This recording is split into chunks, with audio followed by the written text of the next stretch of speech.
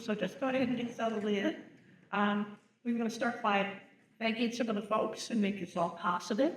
Of course, we want to thank Berkshire Schools for opening up this wonderful auditorium for us and, for inviting everyone into this space where we can learn more about our candidates. We want to thank the Spring Valley Times and Geauga Times Courier.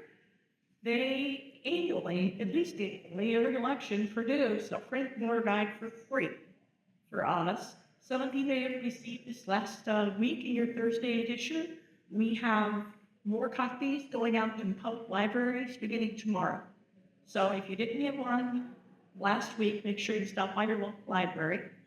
Another place you can find this is on our website. We upload this as a PDF, so you can go online at any time. We want to thank the candidates and issue representatives for agreeing to spend some time with us tonight and answer your questions. Thank you all for being here. And last but not least, we want to thank our many volunteer to make all of this possible. If you folks could just raise your hand so everyone can see you in the audience.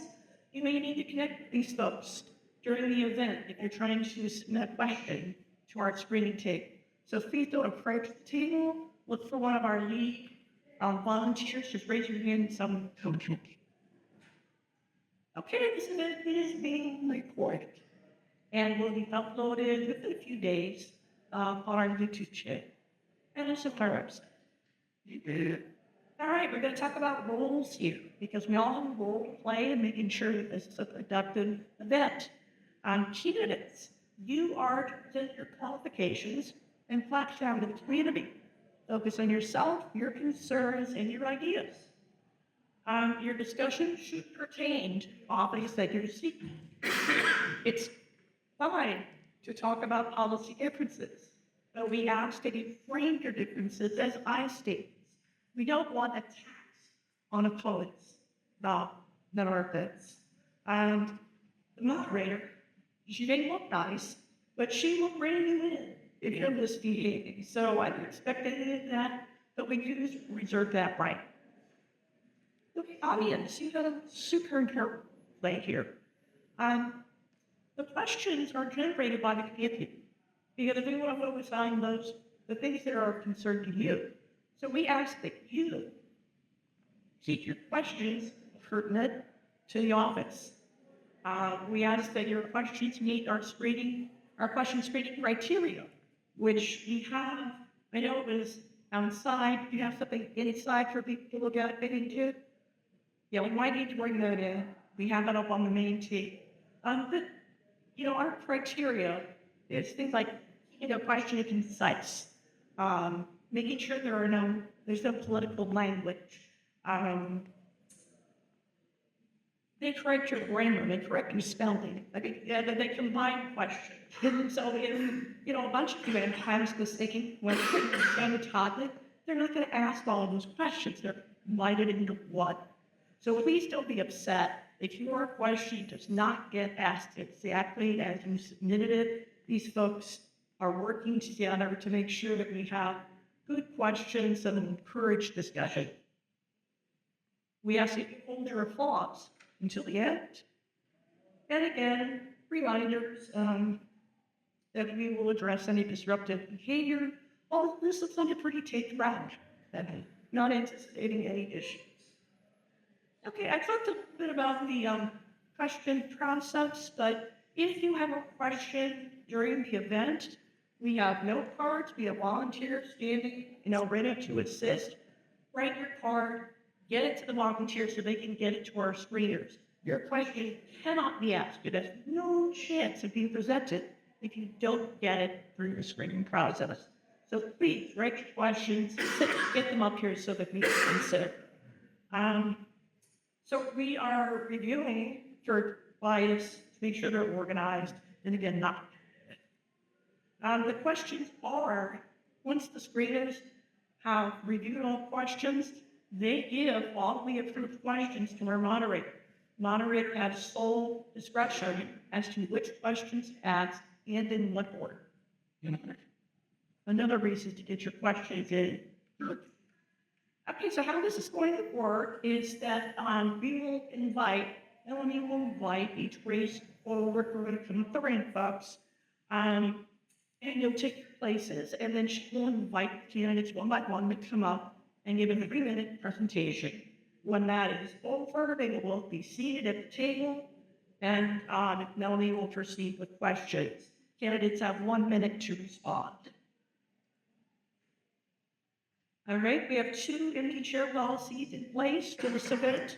One is a policy on the Middlefield voters of Ohio, and this applies to our state representative races for the 32nd District Senate race and the 99th House race. In both of those cases, one of the candidates agreed to participate and the other declined, so we were forced to cancel the race. But we do have the 2 representatives who agreed to participate are in the audience and will be available to talk with voters after the event. We also have our local legal voters of Geauga policy in place, and that applies to our county commissioner and for a common pleas race. And in those cases, if only one candidate had agreed to participate, we would still be on those races. Unfortunately for us, we have both candidates present for both of those races. Okay, wrapping it up here, we do not distinguish between incumbents and challengers, and we do not permit proxies or stand-ins. Following the event, there will be a reception time outside of the space where you can continue the conversation with candidates. If your questions didn't get answered, that's the time you go and talk directly with the candidates. And you'll be able to get candidate materials out in that space as well. And so one thing I want to talk about is Bill 411. This is our digital voter guide. The information from our digital voter guide is what we use to create this direct voter guide. It's our most complete voter guide, and it's at vote411.org. I think there are folks here who are old enough as I am to remember to dial 911 for emergency, and you used to dial 411 to get the phone number for a local pizza joint. That's kind of what the name is based on, voting information.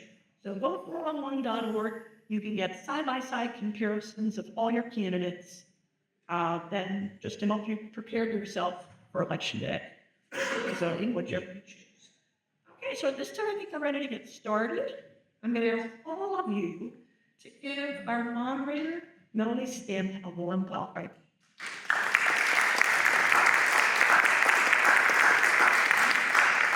Good evening, everyone, and thank you for being here. It's great to see so many people from the community who want to be educated on our local elections, so thank you. And today, we'd like to get started. These are the issues that we're going to be covering throughout our program tonight. Our first issue was for Ohio State Representative for the 99th District. That race is a race that we are unable to have the candidates here tonight. That was between Sarah Fowler-Arthur and Louis Burton. Sarah Fowler declined to participate. And the second race that we don't have representation for was the Geauga County Commissioner race, with the term commencing January 2nd, 2025, between Bonnie Kavanaugh and Ralph Spillieri. Neither candidate responded to our invitation to participate. And on to our candidates who are here tonight. I'd love to welcome to the stage our 2 candidates for the race of Geauga Court of Common Pleas. We have Matthew Rambo and Mary Jane Trapp. So please welcome to the stage.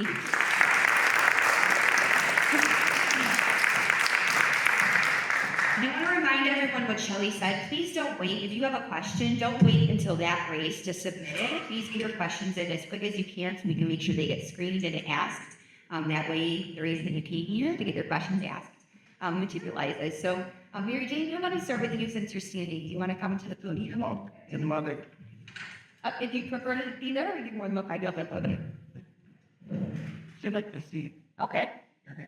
See child parity. Yeah. That's right. Good evening, everyone, and thank you. Please and to Berkshire Schools for offering this opportunity to meet with us tonight. Citizens want to have confidence again in their courts. They want a fair, open, and balanced justice system in which to resolve their disputes and protect their rights. The public wants judges who will follow the law and the Constitution, impartial judges, not legislators in black robes. And my record demonstrates my commitment to these ideals. Our families deserve a better life and a better future. They sometimes face obstacles that land them in a courthouse.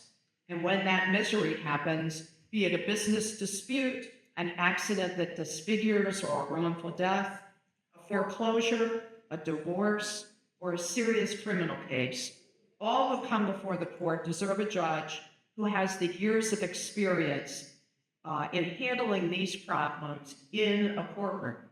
A judge who understands and knows that her decisions are important to that family, to that business. A judge who will impartially, carefully, and timely hear the cases and decide them so that the families and the businesses could get on with their lives and begin to grow their business again. A judge whose only agenda is to consider the facts, the law, and the Constitution, not a predetermined outcome based on who's in the courtroom. I have spent over 30 years in courtrooms at all levels, state and federal, as an attorney helping ordinary people with their extraordinary problems, advising businesses in their litigation matters, as a bar association leader. I have been a judge on the Court of Appeals for 12 years. I've decided over 1,700 appeals and authored over 800 opinions. I was served by assignment of the Chief Justice on the Supreme Court of Ohio and 4 districts in this state. I've earned the trust of those who have served because they know I put the Constitution and our laws first without any predetermined outcome. That's why community and business leaders, elected officials, and my neighbors asked me to come home and run for the open seat on the Common Pleas Court. Our court faces an increased number of cases from those suffering from mental illness because of opioid addiction. They're facing an increased number of financially complex and emotionally charged domestic relations cases and more complex business disputes. I have the experience on both sides of the bench to best meet those challenges. I'm Mary Jane Trapp, and I would appreciate your help.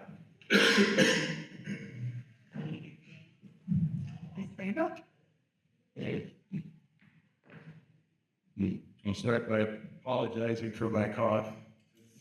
The proxies are obligated to be here. Good evening. I'd like to start by thanking Legal Minorities once again and the Berkshire School District for hosting this powerful event. My name is Matt Rabo. I'm the Republican candidate for Geauga County Competition. I'm a graduate of the Ohio State University holding degrees in both electrical engineering and law. After passing the bar in 2005, I went to New York full-time for the 45 to Ohio diplomas, where I served as a magistrate from 2006 to 2013. I carried the annual caseload of approximately 195 cases. Responsible for adjudicating those cases from filing until decision. After getting married and moving to Northeast Ohio, I worked as a staff attorney in the Geauga County Common Pleas Court until 2018 and served under 2 different judges. Until 2018, I went private practice as an attorney, first at a law firm downtown Cleveland, then a firm in Middlefield, and now my own firm that I share with partner Justin. I'm deeply invested in our community. Serve on the boards of both the Red Tulip Project, the American Middlefield Lawyer. I've been a baseball coach for my children, and I currently serve for the Russell Township trustee. I believe that a strong community is the foundation of our strong legal system, and I'm committed to serving the community where I raised my family. I like the Common Pleas judge because I'm dedicated to serving the people of this county, and I am passionate about ensuring that our judicial system remains fair, efficient, and just. My experience as a magistrate, staff attorney, and private lawyer has provided me an understanding of the complexities of our legal system, and my experience has taught me the importance of impartiality and the need to listen to all sides while making a decision. I believe in the importance of personal responsibility, limited government, and protecting the rights of individuals. These principles guide me throughout my personal and professional life. As your common pleas judge, I'm committed to interpreting the law as it's written, not as I or anyone else wishes it to be, and to ensure that every person that appears before the court is treated with dignity and respect. I'm dedicated to reducing case backlogs, improving court accessibility, and ensuring that everyone who comes before the court leaves knowing that it is fair to do. I will work tirelessly to serve the people of Geauga County with integrity and dedication. In closing, I ask for your support and your vote. My pledge is to ensure strong and fair justice for Geauga County. Thank you.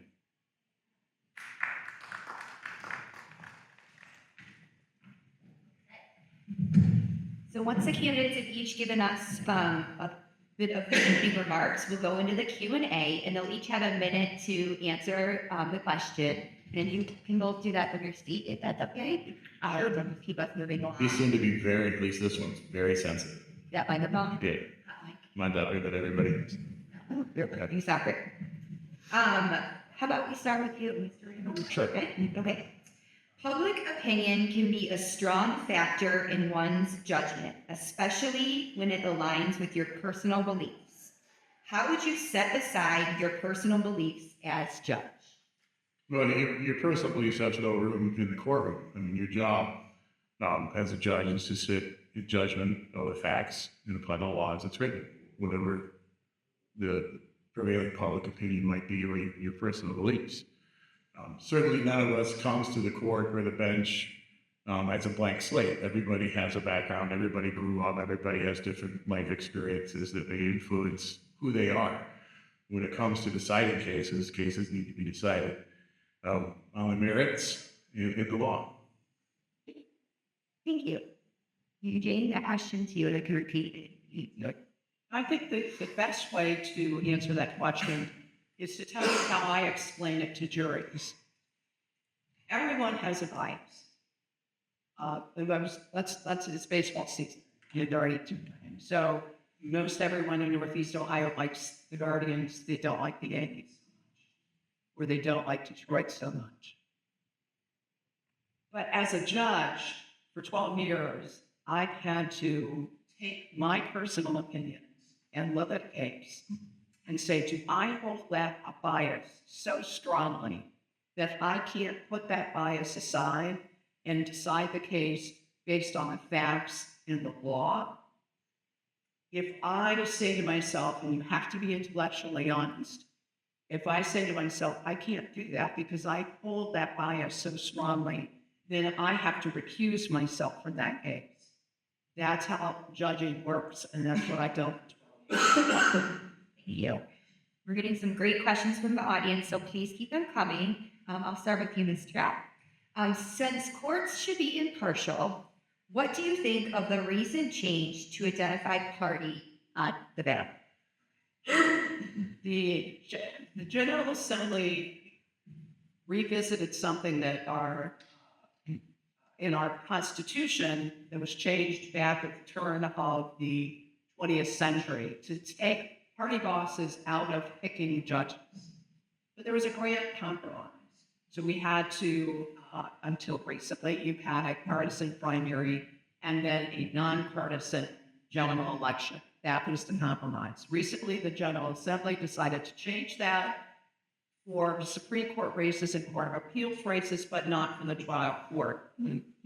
I truly believe that when partisan labels mean more than the experience of a candidate, the character of a candidate, then we are turning judges who are supposed to be the guardians of the law, the protectors of our Constitution, into nothing more than politicians and black. Thank you. Ms. Rainbow, question to you. You know, part of the problem in Ohio is that you do have to run to be judged. If for the most part, we are handcuffed in ways that other candidates are not, including the party designation, fundraising limits. It's one of those, we're going to make you run for election. We're going to make you run in a partisan primary, possibly against somebody that would have to be ultra partisan in order to win that primary. And then we're going to pretend it didn't happen, which is a problem. I think that if you're going to let or make judges run, if you're going to make people run to be elected judges, you want to let people run to be elected judges, just like other candidates.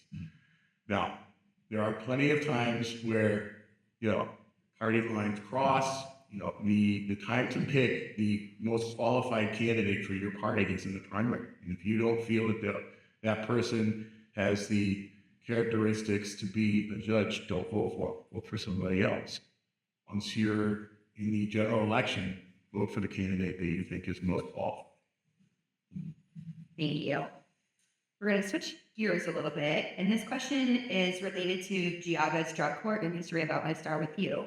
So Geauga's drug court has received national recognition for its success. What are your thoughts about creating a similar program for offenders with mental health concerns? I think this is a good question. The New Leaf program that Judge Paschke has started in court is wonderful. And I think the interplay between mental health issues and drug addiction is which comes first, the chicken and the egg. And I think you could incorporate those mental health issues into the drug court as it stands now. Unfortunately, while it would be nice to have a whole catalog of specialty courts in Geauga County, we only have 2 common police judges, and we only have a limited number of cases. So establishing that variety is going to be difficult. However, expanding the current program could easily incorporate those ideals that you might find at a veterans court or a mental health clinic. Thank you. Yeah. Our drug court is fantastic, but we have a problem that was created, grew out of the opioid crisis that we had in this state and around this country. We have so many people coming before our courts right now who are mentally ill, and that mental illness is caused by opioid addiction. It takes resources in order to address those mental health issues. I know from talking to Judge Paschke and also talking to one of my mentors, who's a retired justice, Evelyn Lundberg Stratton. She's a retired justice from the Ohio Supreme Court. Who really, she's the mother of the mental health and drug court dockets in the state. That we can provide within the drug court system, we can provide mental health resources to, one, make sure people are brought back to competency to stand trial, and also to bring more robust services for our veterans. Thank you. Jeff, I'll start with you here. Can you describe a situation where you had to take a controversial position that might have angered or offended people? And can you share how you handled that? As a judge, Well, I would say, but I think that might be helpful. Or however you interpret the question. Maybe you created I'll read it again. Can you describe a situation where you had to take a controversial position that might have angered or offended people, and then explain how? I've had a number of cases that have been high profile in my career. And I think we had an earlier question about how do you handle public opinion. I'm committed only to follow the facts and the laws it takes. Sometimes I know that my decision is going to be controversial. What I do is, at the beginning of my opinion, I write what I actually call the newspaper paragraph.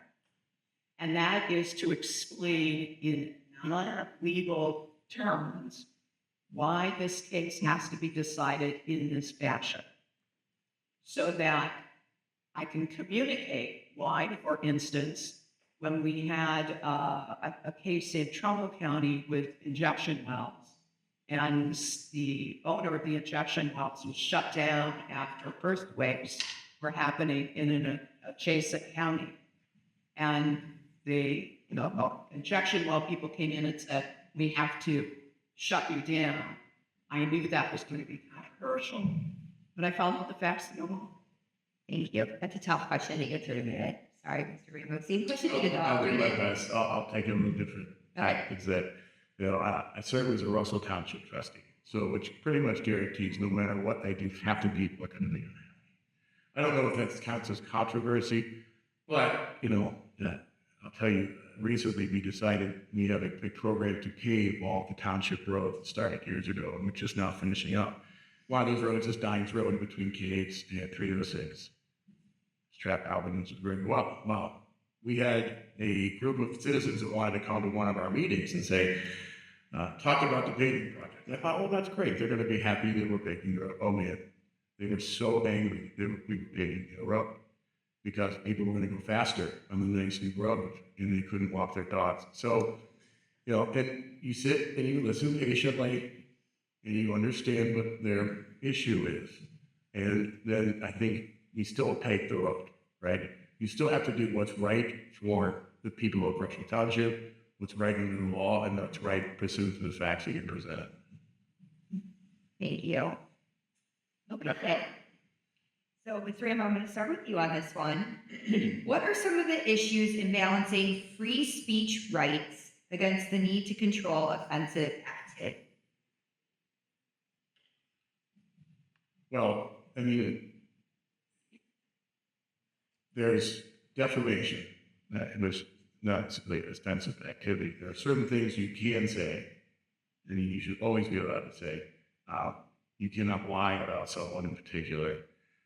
You cannot impugn their character in certain ways. Otherwise, the First Amendment protects almost all speech. Now, there are certain obscenity laws.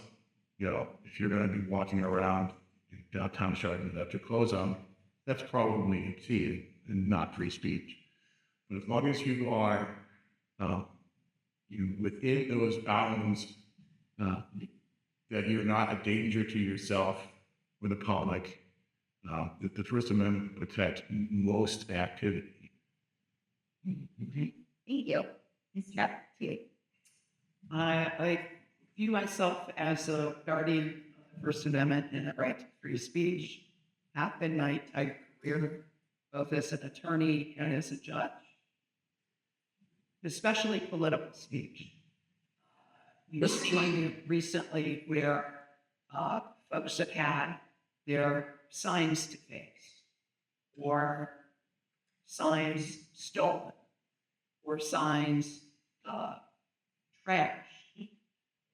That is an offense to free speech. That's political speech. And whoever does it is violating the very First Amendment to our Constitution. Mm-hmm. You can't, as they teach in law school, you can't yell fire in a crowded theater.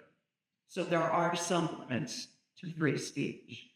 But again, as a judge and servant, especially in these days of social media, you have to develop the high of the rhino. And when people post poop emojis on your social media page, you take. Thank you. Okay, last question. I don't know how to follow up, but It's a thing. this one, this is thank you, Ms. Trapp. Can you share in your opinion, what are some of the pros and cons of going to the bench or serving as a judge as compared with practicing law as a lawyer? Well, the first pro is that, especially in my role now as a court appeals judge, is that, and hopefully in the role as a common pleas judge, I don't have the time pressures of, I can spend as much time reviewing a case, doing a legal research, and I don't have to worry about my client, as an attorney, you're charging money to a client to do that research. So you always have to balance the client's needs and the client's pocketbook with doing thorough legal research. So that's one thing. Keeping time as an attorney is the toughest part of that. I miss the cons of being on the bench. I miss the advocacy for my clients in the courtroom. I have loved being in corporate. And it took a little bit of time for me when I went to the bench not to use those advocacy skills and ask way too hard questions of the attorneys that appear. Thank you. And Mr. Rainbow, nice question to you. The pros and cons that you see of moving to the bench as a judge as compared with practicing law. So practicing law is a business. I do it to make money so I could feed my family. And that's a good thing and a bad thing. You have to work really hard, A, to get your clients to pay you and to get them to pay you on time. B, to make sure that they understand what I do is not free. And to try to juggle operating a business, paying rent, making sure my employees are paid, making sure the internet bills are paid, with what I really love is practicing law, researching, writing, helping my clients out with work. And that's something that I look forward to going to the bench, is having the opportunity to sit and practice law, to review the law, to deal with the law on a daily basis without the rest of the noise in the background. On the other side, being in a small firm, I'm not the boss. I set my schedule. As long as the court's happy, I'm happy. Well, we thank you both on behalf of the league and the voters who are in the audience today. Thank you for sharing your positions, for answering questions from the community. I wish you both good. Thank you.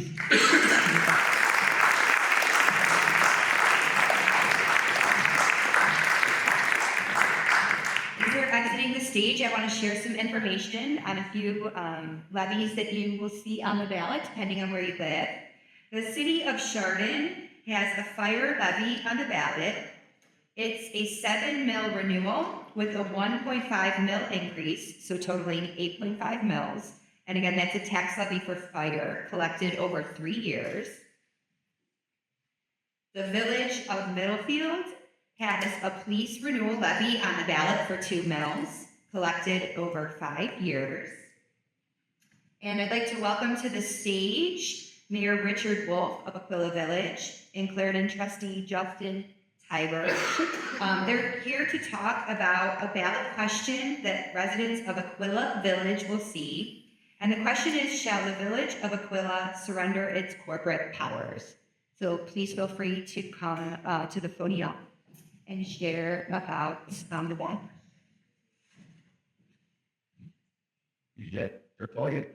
I think the podium is easier to use your vertical because you both want whatever your preference is for you. Hello, everyone.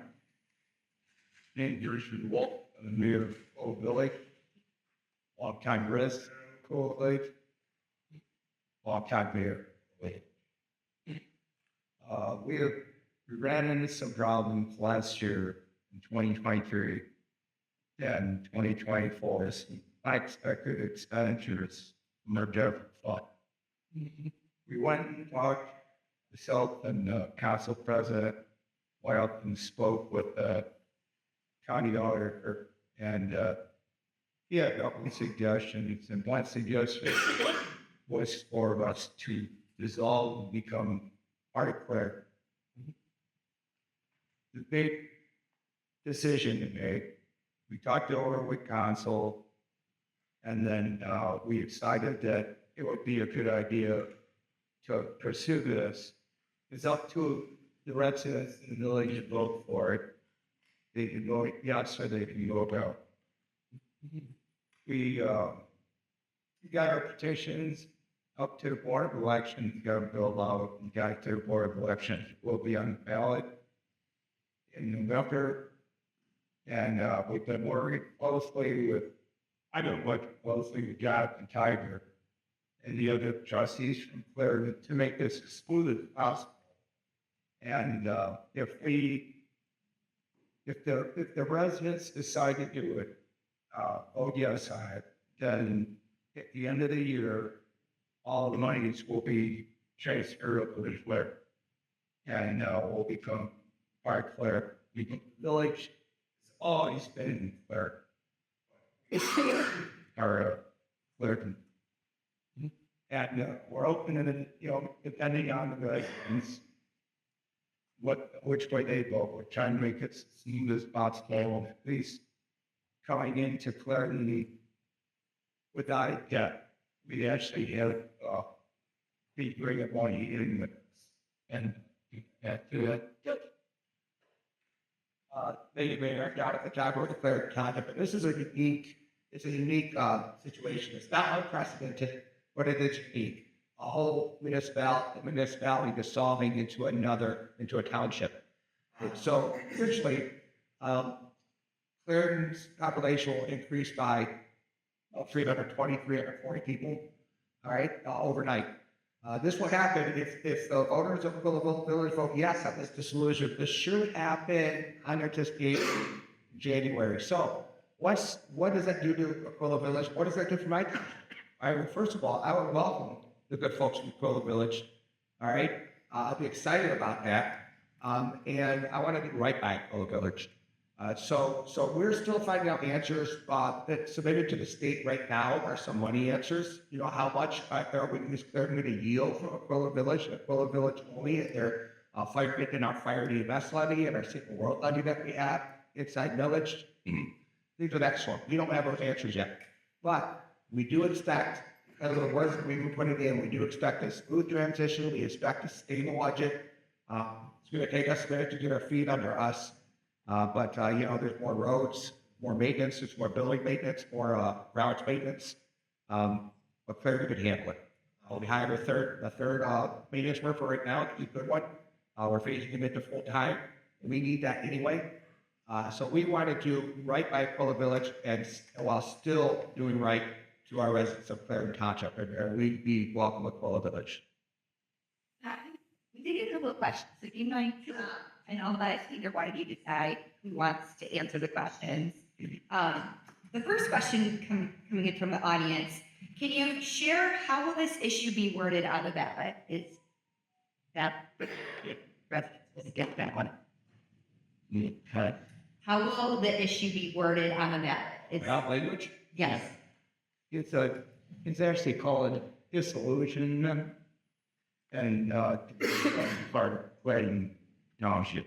So that's what they'll see, a disillusionment Yes. of Aquilla Village Yes. to be a part of it. The or Great. Mr. Sever, I think you kind of answered this a little bit, but I'll ask the question in case I might have misheard you. Can you compare the taxes Aquilla residents will pay going forward as a village versus as a part of Clarendon? okay, so we don't have those exact numbers yet, but we do anticipate Aquilla Village residents will get reduction in taxes because all their levies are going to go away. They're just going to go away. They're not going to transfer. They're just going away. With that said, the residents will be paying it to Clarendon municipalities, which we have 3 fire EMS levy and 1 single quality road levy. So they will be paying into that. But if you net that all together, I think that the residents of Aquilla Village will have a reduction in their tax. But we're still getting this information. You know, we haven't got the numbers again. Yeah. Okay. Another question from the audience. How will zoning be impacted for both Aquilla and Clarendon? Well, that's one thing that, you know, they have to work out with the trustees, the difference in zoning from the village to Clarendon. And just have to go here with them to amend the zoning. That's one thing that will be good about the village being part of Clarendon is we could use their zoning and what's their solicitor. If there's any part. Yeah, and so what we want to do, what I want to do here, we talked about this, is I don't want to do anything but from the residents of Aquilla Village. We have to create a whole another zoning district for Aquilla Village. We don't have those are small lots, all right? Clarendon's regulations say you have to build out no less than 3 acres. That doesn't happen at Aquilla Village. So we are going to, like he said, we're working on to happen. Great. Can one of you share what, if any, benefits will Clarendon Township receive or see from Aquilla becoming part of Clarendon Township? What the question was, what benefits will Clarendon receive with Aquilla Village? Well, first of all, I've met a lot of good folks in Aquilla Village, so we'll get even more quality people. And I know that sounds like but it's true. And they have a little park there. They have, just the last couple of years, Aquilla Village has technically been out there. Okay, it's just the last 2 years they gave full independence a shot. They always acted independently anyway. And some things they did were really good, and that's something we can learn from too. But that's the other thing. Yes, We've had a good working relationship with Clarendon over the years, and it's just worked out. And I know we can work this out. They already talked about having a committee from Aquilla Village that would go into meetings and, talk to the trustees about arguments, because they really, haven't been, we've been working back and forth. Last question, I think probably to you, Mayor Wolf. If Aquilla ceases to exist, what steps are being taken to preserve its unique history? which is important, which we talked about. I think it's so important to keep the distinction of Aquilla Village. I totally agree with that. Yeah, and I mean, we're still going to be beside. It's always going to be a Aquilla Village. It's been there since the 20s, and keep the sound up, and just work with Clarendon to work this all up. It all comes down to the residents. Okay, we'll find out. Well, we thank you both for your time. Thank you. All right, thank you, Lee. Thank you, Richard.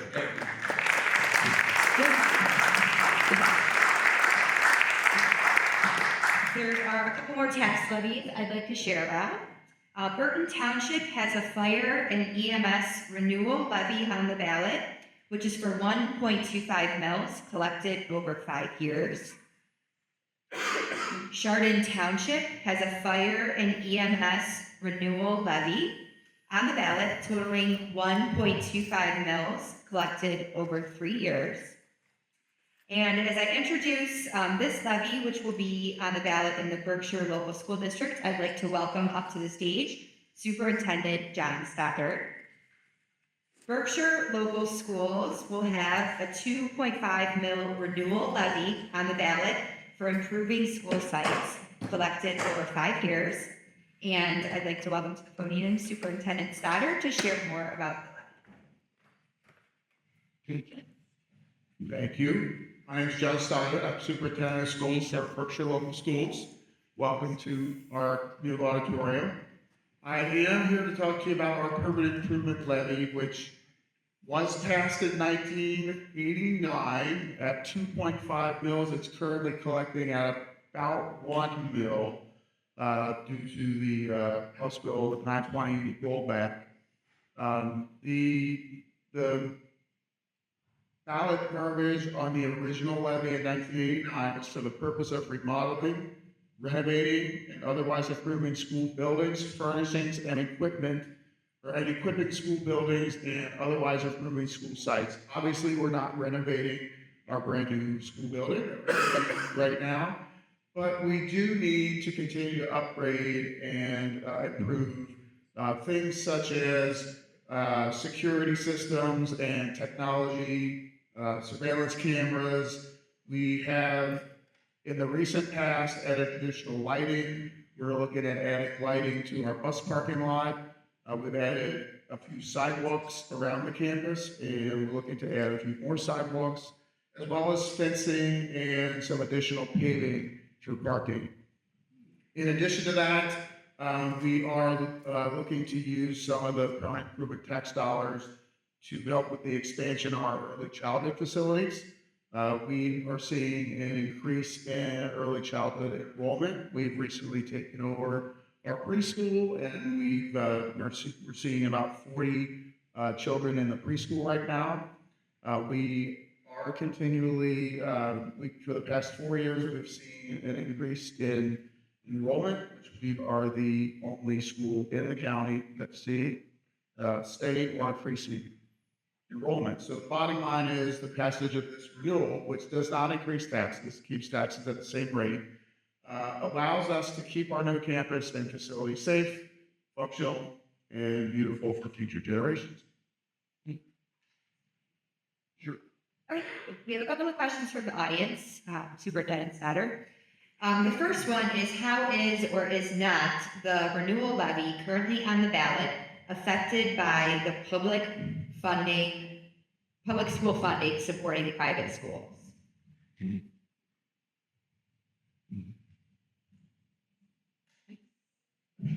Yeah.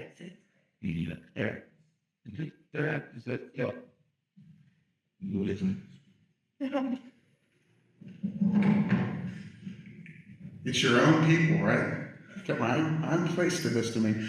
So I think the question is referring to the voucher funding coming from the state. This current levy won't affect that. The permanent improvement levy can't be used for things such as salaries or benefits or things like that. So the voucher money, it typically follows a child in terms of paying their tuition to another school. So while the state says it's a separate pot of money, they essentially just withhold the tax dollars that would have come to the school for that particular child, and that those were applied to whatever school they apply the voucher to. Thank you. And one next question. Berkshire is receiving over $1.5 million in additional revenue as a result of the property revaluation, as well as the 20 mil floor adjustment. In light of this, why is this renewal necessary?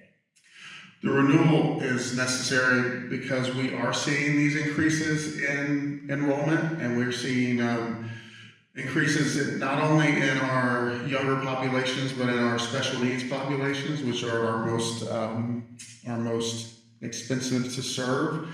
And without adding programs to serve them in-house, it becomes even more expensive to send them outside.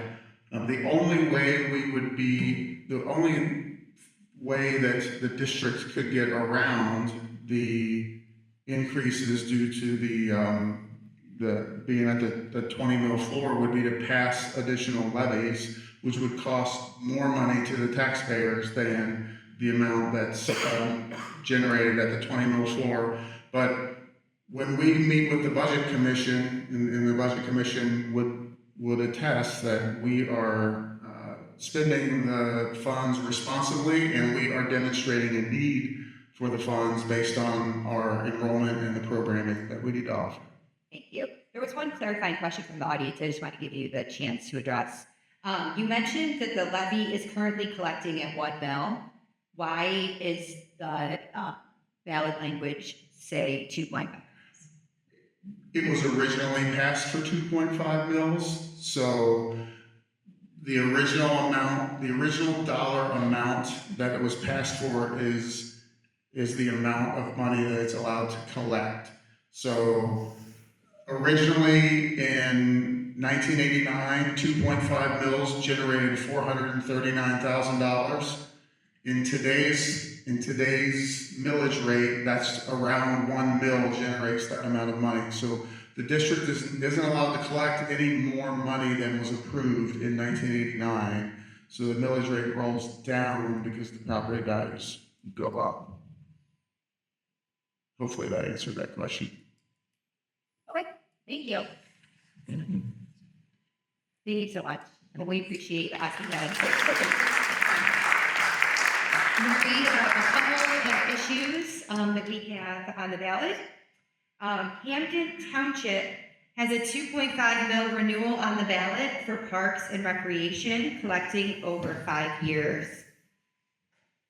Munson Township has 2 renewals on the ballot, both for fire and EMS, one at 0.65 mils and one at 1.75 mils, and both are for a continuous period of time. And I'd like to welcome, I believe it's Mr. Burton. Okay. Thank you so much for being here. Mr. Purchase is here to talk about some of the levies that Chester Township will be having on the ballot. Chester Township will have Chester Township will have 2 renewals on the ballot for streets, roads, and bridges. one at 1.5 mils and one at 2.5 mils, both lasting over 5 years. And the other ballot levies will be for police. The Chester Township Police Department has a 0.5 mil renewal levy on the ballot and a 2.5 mil renewal levy, both collecting at 5 years. Thank you for being here, Mr. Bridges. My name is Doug Purchase. I am the Township Administrator for Chester Township. So I've been employed by Chester Township for 37 years. The first 35 were as for the police department, retired as the police chief, and quickly moved into the Township Administrator. So I stepped up first 35 years passing police levies. Now I'm here to make sure that all of our levies get through. For our departments in the year that we have 4 renewals. But what's special about this, over my career, when I heard it one time for the township, we had 12 renewable levies on the back. 3 of the 4 levies that were proposed are older than 30 years old. So when we talk about the money they were generating back then, talk about 1980, 1991, but as residents for our community, which trust us quite often, is every time they saw renewal at the end of the ballot, they thought they were passing a nug. So it was like, how much money do you guys need? This is all we do is pass levies. What's special about these 4 levies? 6 years ago, a plan started to convert our renewal levies to continuing levies. These are the last 4. So these 4 levies as renewals are being presented to the voters as continuing levies. I'm going to say money like a ballot every year or every 5 years. But none of the 4 generated more revenue. It's the same as they were original when they were passed. So we're just asking our voters to support these 4 renewable levies as continuing, and I appreciate your time. Thank you. You have one question. Absolutely. From the table. Sure. Can you share what services these levies fund and how would those services change if these weren't renewed? So, start with the road department. 2 levies that we have for our road department comprise 50% of their budget. So, of the, their operating budget is about those levies generate about $937,000. So, if we lost it, that's a significant detriment because our general fund through its millage costs, a large portion of that as well. That would trickle the road department way back. Police department similarly, these renewal levies we counted. If we did it, we would be passed them on this time. So, fortunately, these levies go on. We still have another year of collection in 2025. But should these levies pass, just provides a little more reassurance for the men and women that work in these departments that the funds are there to keep them employed. It keeps everything that we have it operating now for staffing, vehicles, equipment, tools, trucks. The amount of roads we can take care of, we can do with it. It allows us to continue to do that. Thank you. Thanks for being here. Absolutely. I'd like to share a few more tax levies that you'll see on the ballot, depending on where you live. Thompson Township has a renewal fire and EMS levy on the ballot for 1.75 mils over 4 years. Troy Township has a fire and EMS renewal 4.5 mil levy collected over 5 years. And as I read about the levy that will be presented to Burton Village residents, I'd like to welcome to the podium Mayor Ruth Spinos, who will address and share a little bit more about this. But the Village of Burton has a 2.25 mil fire and EMS renewal levy on the ballot collected over 4 years. Mayor Spinos.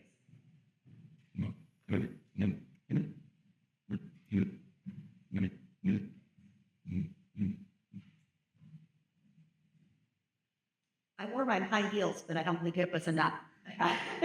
Thanks to the league and certainly Berkshire schools for our students of that. I'm here to introduce the Village of Burton and kind of explain the fire levy for anyone who has questions. As with these other levies that were talked about with the other communities, this is a renewal levy, so it won't really affect your tax amount for Village of Burton taxpayers. And just so you understand too, that even though the fire department of Burton is the Burton Fire Department, we share that it's a volunteer fire department, which is their own organization. So we contract for those services. So this levy helps us pay for that contracted fire services. through the Berkshire department. And this is also supported by Burton Township and then Charles Township. And I don't think, if you have any questions, it's going to be collect about $71,000, and that's $57 for each $100,000 of the approved value. So this is an outside millage. It doesn't get affected by inflation. So it will remain the same for the next 4 years, and then in 2025, for the next 4 years, and then after 4 years, it will appear in Malkin. Yeah, what? Oh, okay. If the levy is not renewed, how would fire and EMS services be affected? Well, to be honest, we probably pull money from the general fund. We might try to negotiate with the fire department. I think that would be difficult because we understand that their costs continue to go up. So it would probably affect, since we would be going up from the general fund, it would probably affect other village services. So we might not be able to maybe repair as many streets or something. Not needed. Okay. Good video.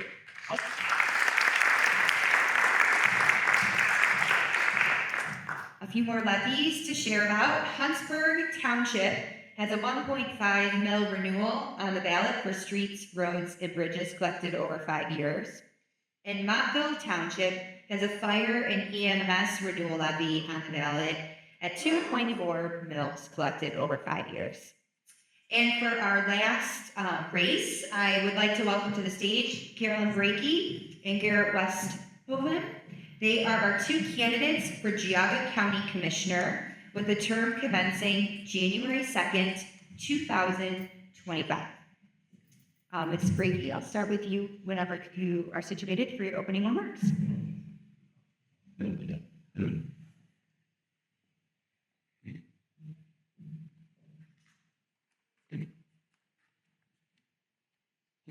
There's a saying, perhaps you've heard it before, but I think,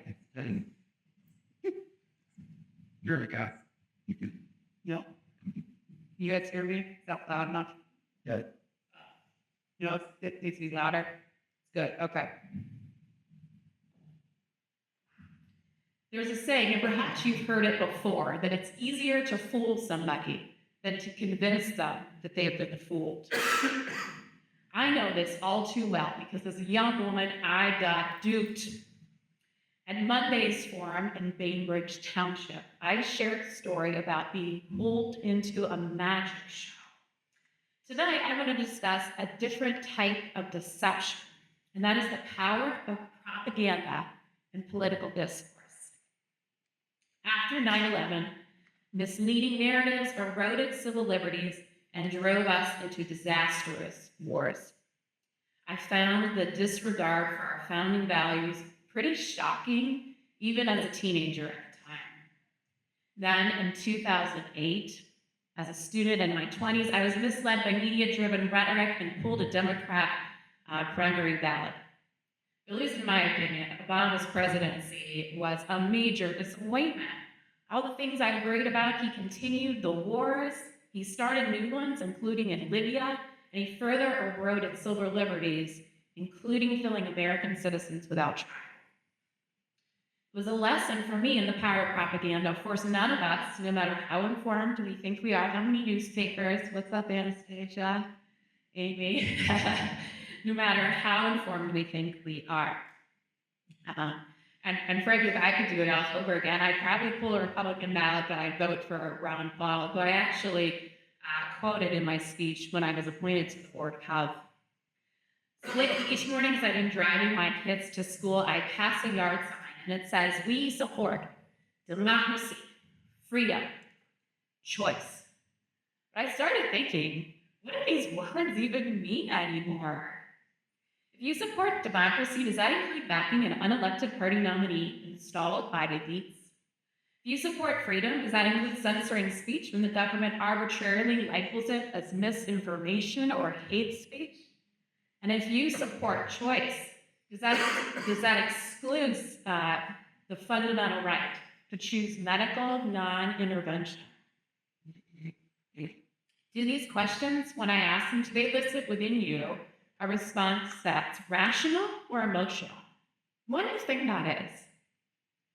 George W. Bush's administration briefly kept me away from the GOP, famously misstated, "Fool me once, shame on you. Fool me, you can't fool me again."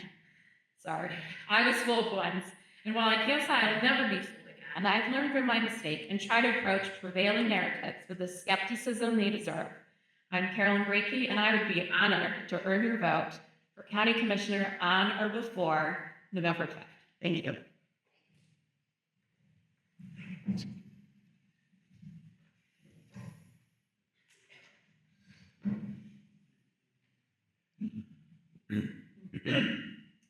Good evening, ladies and gentlemen. My name is Garrett Westover, and I'm running for Geauga County Commissioner. I'll begin by telling you about myself.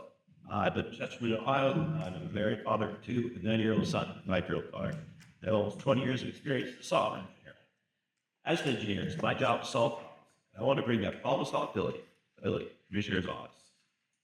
The first job of the Commissioner is to be stewards of our taxpayer rights and fiscally responsible.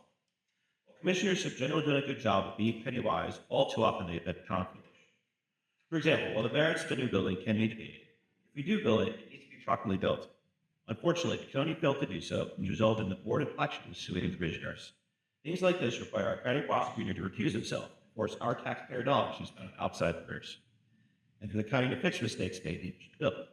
This lack of attention to detail, in order to save a few pennies, easily costs us tens of thousands of dollars. Secondly, I'd like to address government transparency. It's the 21st century. Technology is everywhere.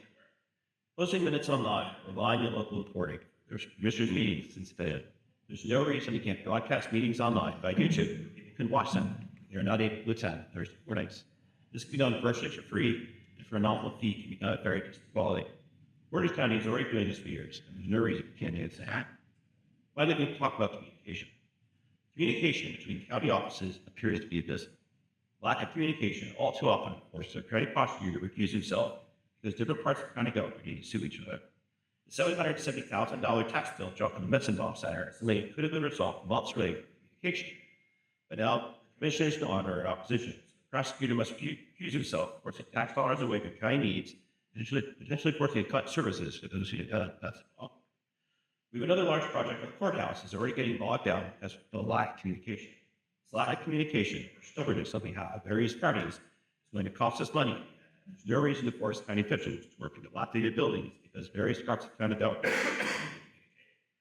I'm an engineer because I like solving problems. I hope to have your vote so I can apply these skills to our county government. Thanks for your time and have your vote for that. Thank you both for your opening remarks. We have quite a few questions. And Mr. Wetzel, I'm going to start with you. Can you share what have you done to prepare yourself for the job of county commissioner? So to prepare myself for the job of county commissioner, I thankfully continue because there are good community stewards. I watch every single commissioner's meeting online that I can to watch everything that's going on in the county. And I try to be aware of everything that's happening and make sure that things are being spent in a logical manner and that community issues are being addressed. So I have done everything within my power to be aware of everything that's happening so I can be ready to fulfill this position. Thank you. Thank you. Thanks for Well, I've been on the community trail now for 18 months, and I think I've attended every county commissioner meeting except for maybe a handful. I think I probably have a better attendance record at those meetings than at least some of the current county commissioners. And I go there and I talk with people, and I ask them questions and I listen, and I've been doing that all around the county. I've been attending just about every fundraiser for every nonprofit in the county, every pancake breakfast. I've eaten a lot of pancakes. Kind of became a thing during the primary. And, I've been talking to people and listening to people, knocking on doors, asking people what they think. I've had meetings with department heads within the county that would fall under the county commissioners. And I'm sure I'm forgetting a lot of things, but I'm fully prepared to start doing this job. Thank you very much. I'm going to go back to you if that's okay, Ricky. This question is about the Planning Commission. There will be 3 vacancies on the Planning Commission in December. What qualifications will you look for when filling these positions? Well, the positions will come up in December, but according to a recent commissioner meeting I attended, they will be waiting to fulfill those positions until the new commissioner starts. So I'm excited to fill those. So as far as qualifications, I'm going to look at the resumes and I'm going to find the people that have the best experience to do that. I'd like to see a more transparent process than what we've seen now. The current process that I've seen in county commissioner meetings is it's like, oh, we're going to, I nominate this person, the rest of the commissioners vote, and that's that. You really don't hear a discussion about why they're nominating those people, why they think they're the most qualified, why they're not considering other candidates. So I'd like to let them more about the discussion of that as well. Thank you. Same question to you. Yeah, so in terms of finding the right people, I agree with Ms. Breaky. We need to look at people's resumes, make sure they're well qualified, and we need to make sure that we properly interview them to make sure they understand the needs of the county and make sure that we are in agreement of where we want to go as a county, make sure we are planning to bring in the right resources that we need, and we have a good long-term plan for any infrastructure needs within the county. Thank you. Thank you. This question's going to come back to you, Mr. Westhoven. The county has an estimated cash carryover of nearly $10 million, yet the county commissioners made about $2 million in cuts to the budget. Requests of several departments, including the Board of Elections and Auditor's Office in the 2025 tax budget. What is your philosophy on balancing frugality with providing necessary services?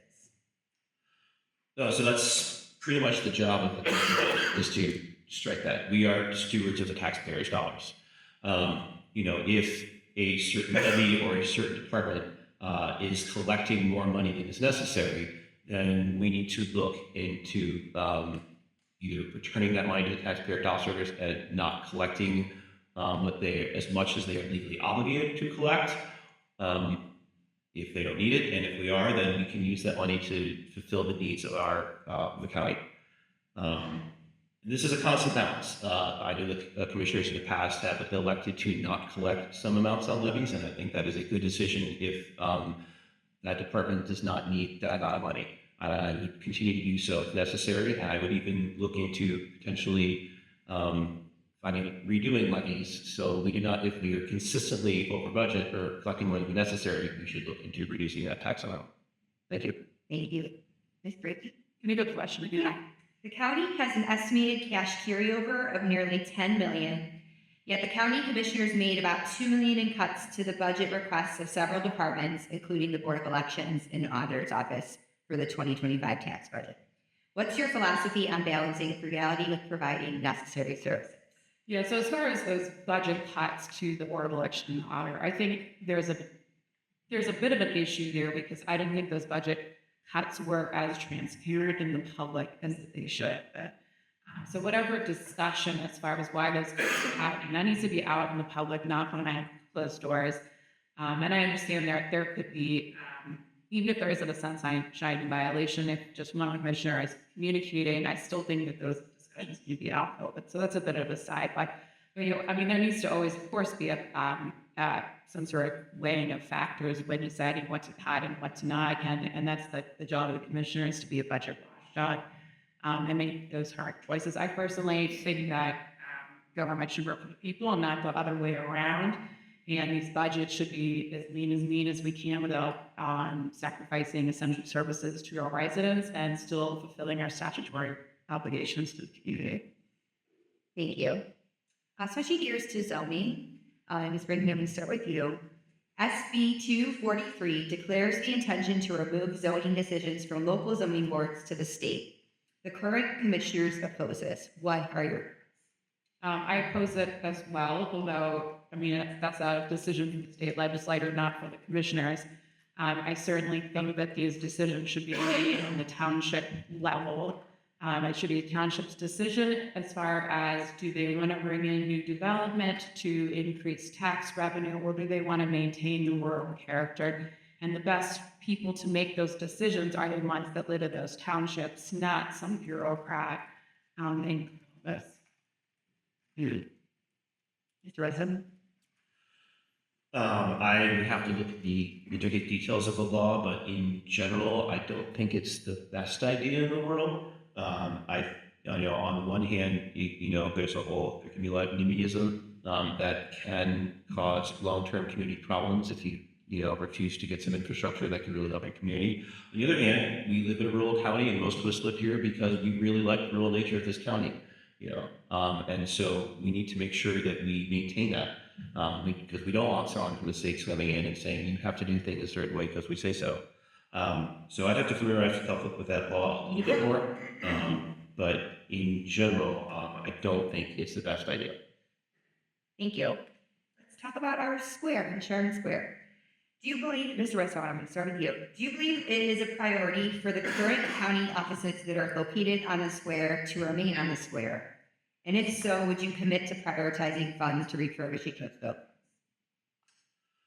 So I think this is in relation to the courthouse project, if I'm not mistaken. The courthouse is a lovely old building, at least on the exterior. And I think it would be lovely if we can maintain some of that in the future. That being said, it's a building that's probably around 100 years old and probably can no longer fulfill every need the county needs to fulfill. So I think we need to look into other areas as well and find a way to make sure that that building still is a good representation of our county and still functional for the citizens.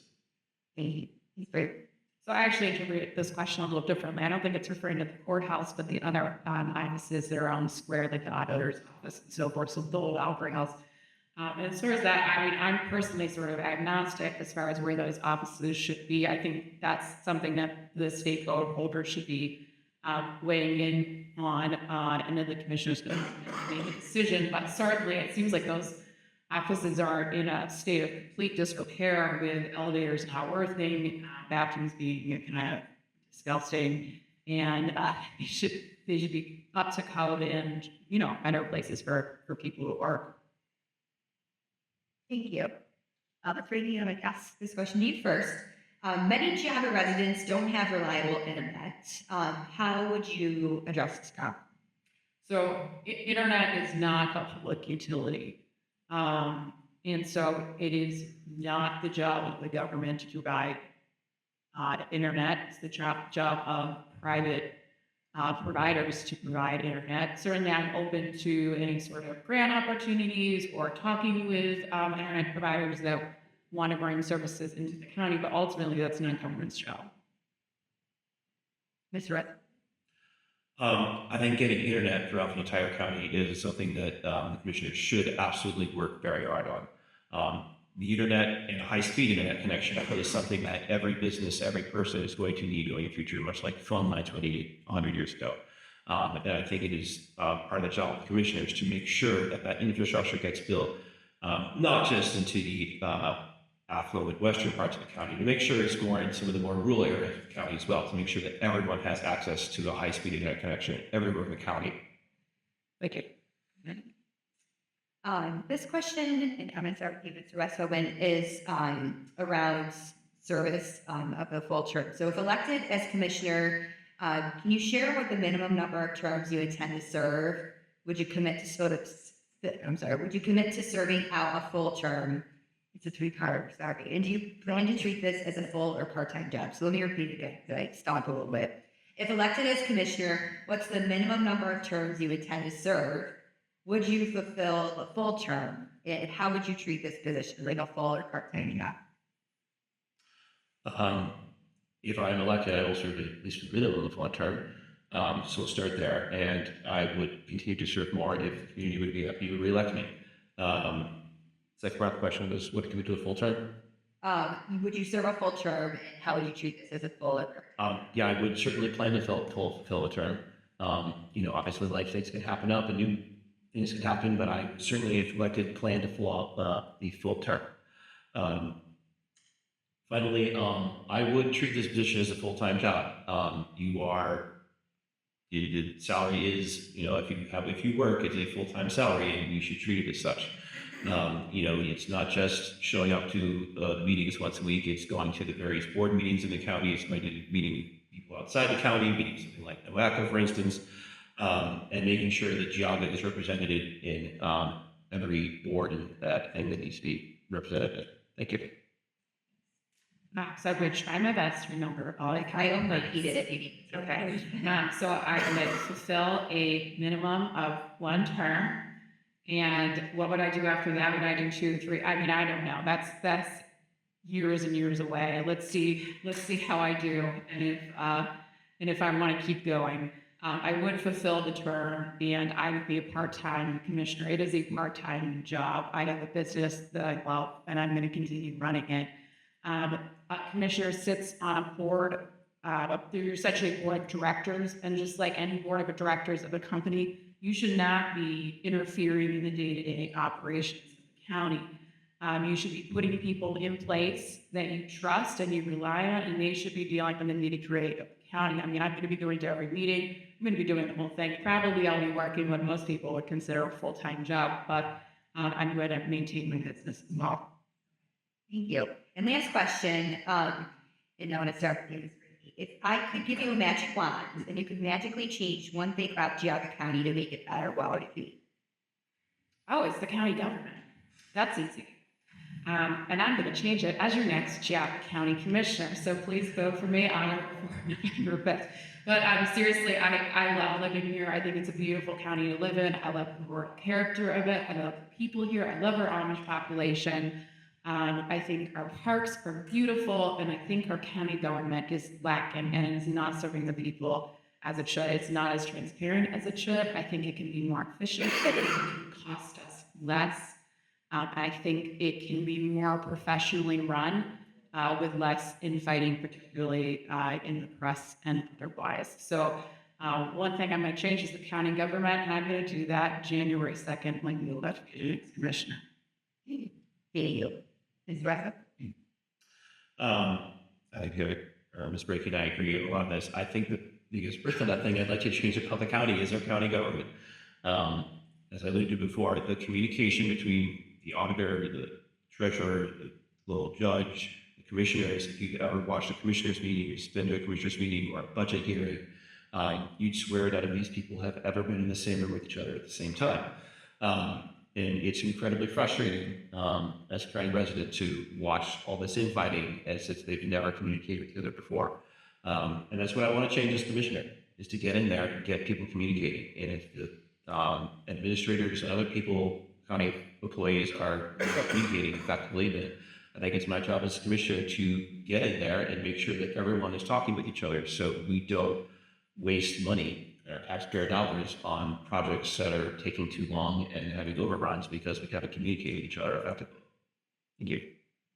Thank you both very much, both on behalf of the league and our community members that were here today. Our two candidates for county commissioner, Ms. Carol Brady and Garrett Russell. Thank you. Yep.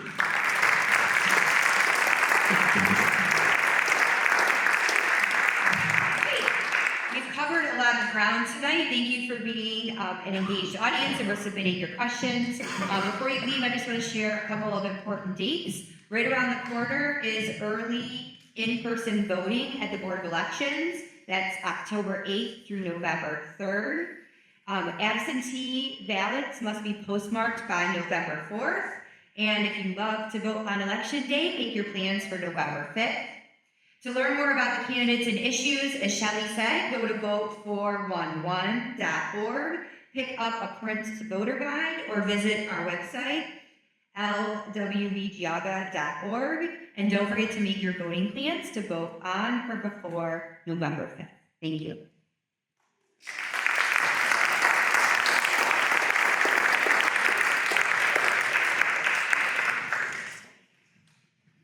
It's okay.